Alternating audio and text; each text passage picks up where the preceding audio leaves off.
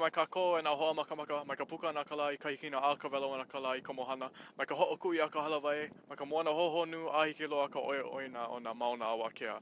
Aloha. My name is Kaiwi Hamakua-Makue, and I'm a crew member with the Hokulea. For the past few days, 3 days, we've been here at beautiful Ashmore Reef. Such a beautiful place with a lot of history.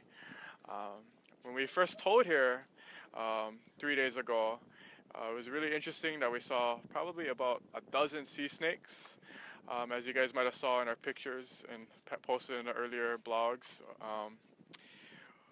When we arrived here, we kind of learned about this area, how this area probably about a decade or even 2 decades ago became one of the most populous places for these sea snakes.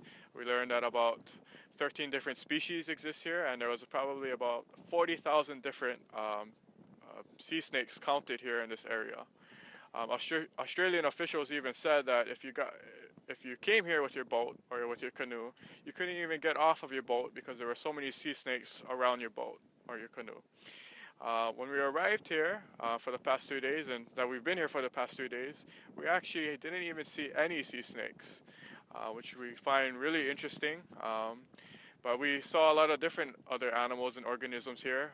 Lots of reef, a vibrant reef, lots of fish, lots of turtles, even a few different rays, but no sea snakes.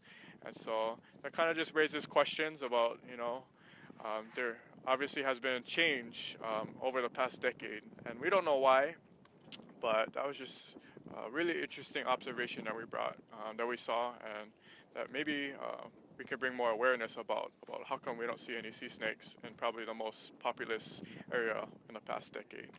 And so we hope you guys continue to follow us here with Hokulea. Please follow us at hokulea.com. Aloha.